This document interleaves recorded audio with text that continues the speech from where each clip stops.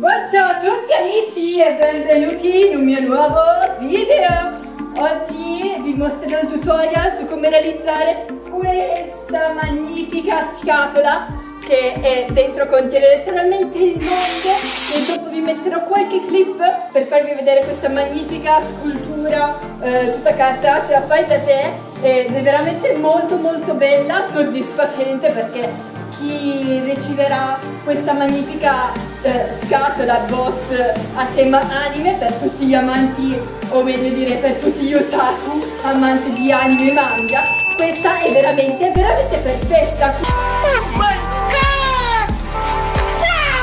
Quindi ve la consiglio assolutamente, soprattutto perché ve lo dice Gojo. Esattamente.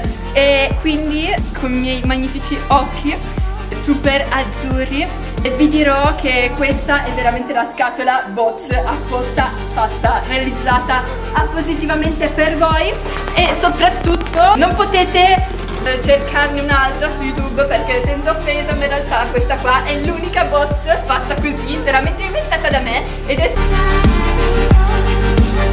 sarà soddisfacente questa cosa, quindi ve la consiglio, e tra l'altro, e grazie al mio Sharingan dovrete assolutamente realizzarla perché è molto bella. Tra l'altro vi ricordo che per vedere l'interno della box, che ci saranno tutti i bigliettini all'interno, ecco, dovrete andare sul mio canale, o meglio sulla descrizione o dovunque voi vogliate, per poter realizzare i bigliettini che ci sono qua dentro, perché voi potrete scegliere anche voi se metterli tutti, metterne un po' meno, cioè veramente scegliete voi quello che più preferite, e vi assicuro che sarete super soddisfatti.